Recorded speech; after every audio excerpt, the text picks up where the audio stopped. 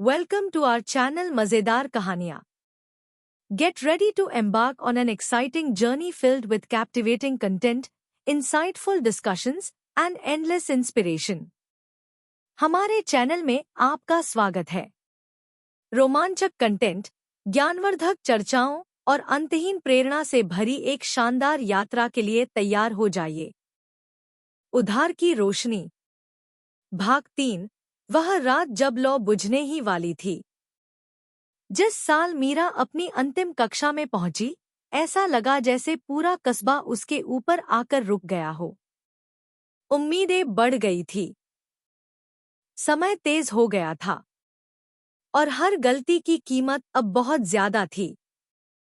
Board परीक्षाएं अब सिर्फ चर्चा का विषय नहीं थी. वे सामने खड़ी थीं, कठोर और बेरहम. हर घोषणा, हर नोटिस, हर शिक्षक का वाक्य यही याद दिलाता था. यह साल तय करेगा कि आगे क्या होगा. मीरा के लिए यह ऐसा था जैसे वह किसी खाई के किनारे खड़ी हो. नीचे गिरने का डर और पकड़ने के लिए कुछ भी नहीं. उसके दिन एक ही लय में बीतने लगे. स्कूल, घर के काम, पढ़ाई. त्योहार बीत गए. खाली बैठना भूल गई. हंसी भी अब विलास लगने लगी. घर की हालत और बिगड़ गई. एक दिन उसके पिता की पीठ में चोट लग गई. कोई बड़ा हादसा नहीं हुआ. कोई शोर नहीं मचा. बस एक दर्द जो गया ही नहीं. उन्होंने काम पर जाना जारी रखने की कोशिश की, लेकिन हर दिन वे और जल्दी लौटने लगे. धीरे चलते, गहरी सांसें लेते. आमदनी अचानक कम हो गई. शांता ज्यादा सिलाई करने लगी, कम सोने लगी. मीरा ने माँ के चेहरे पर नई लकीरें देखीं, पहले से ज्यादा गहरी. रात को वह अपने माता पिता की धीमी बातें सुनती, चिंता से भरी, थकी हुई. स्कूल की फीस देनी थी, परीक्षा फॉर्म भरने थे, नई किताबों की जरूरत थी. एक शाम मीरा ने अपने पिता को बहुत धीरे से कहते सुना, हम सब कुछ नहीं संभाल पाएंगे. ये शब्द किसी डांट से ज्यादा भारी थे. उस रात बिजली नहीं थी. मोमबत्ती की लौ बहुत छोटी थी. मीरा उसे देर तक देखती रही, फिर किताब खोली. लेकिन दिमाग साथ नहीं दे रहा था. अगर वह असफल हो गई तो? अगर उसकी वजह से माँ बाप और परेशान हुए तो? अगर वह ही समस्या बन गई तो? सवाल इतने बढ़ गए कि सांस लेना मुश्किल लगने लगा. अचानक मोमबत्ती बुझ गई. पूरा कमरा अंधेरे में डूब गया. मीरा ठिठक गई. उसने तीली ढूंढी, लेकिन कुछ नहीं मिला. हाथ कांपने लगे. पहली बार मीरा ने मोमबत्ती दोबारा नहीं जलाई. वह वहीं बैठी रही, पूरी तरह अंधेरे में, और रोई. धीरे नहीं, छुपकर नहीं. वैसे रोई जैसे कोई बहुत देर तक मजबूत बना रहा हो और अब टूट गया हो. अगली सुबह मीरा ने वो किया जो उसने कभी नहीं किया था. वह स्कूल नहीं गई. वह बिस्तर पर पड़ी रही, दीवार को देखती हुई. किताबें वैसी ही पड़ी रहीं. शांता ने तुरंत महसूस किया. तबीयत ठीक नहीं है, उन्होंने पूछा. मीरा ने सिर हिलाया. तो फिर तैयार क्यों नहीं हो रही?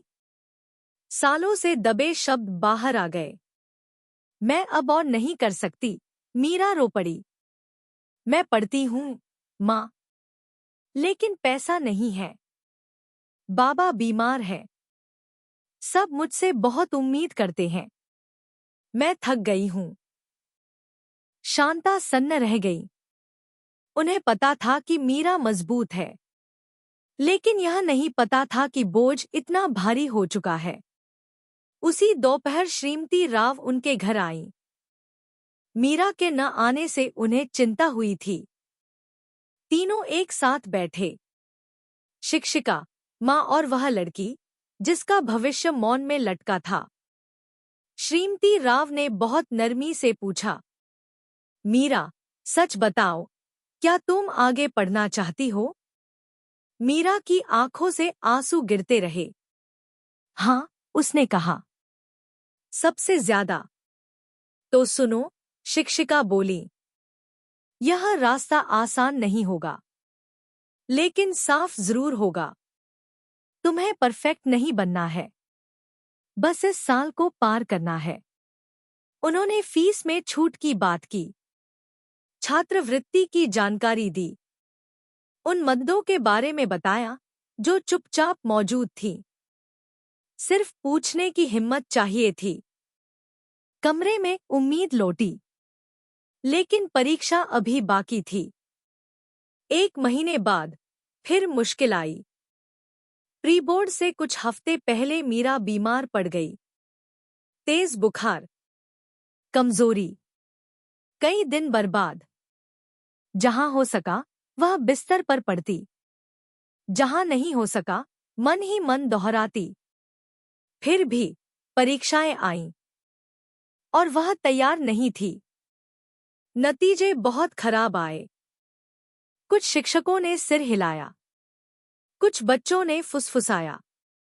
एक ने तो कह भी दिया, मुझे पता था यह टूट जाएगी।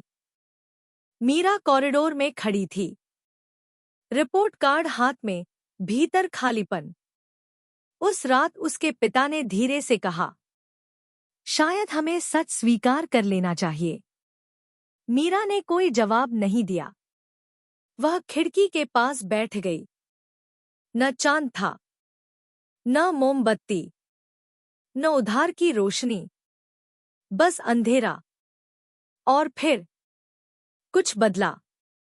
उसे वे सारी रातें याद आईं, जब वह थकी हुई भी पड़ती रही। वे सारी सुबहें, जब वह दूसरों से पहले उठी। वे सारे पल, जब उसने आराम नहीं चुना। उसे समझ आया, यह अंत नहीं है। वीडियो देखने के लिए बहुत बहुत धन्यवाद। अगर आपको यह कहानी पसंद आई हो तो लाइक, शेयर और सब्सक्राइब करना बिल्कुल न भूलें। मिलते हैं अगले वीडियो में।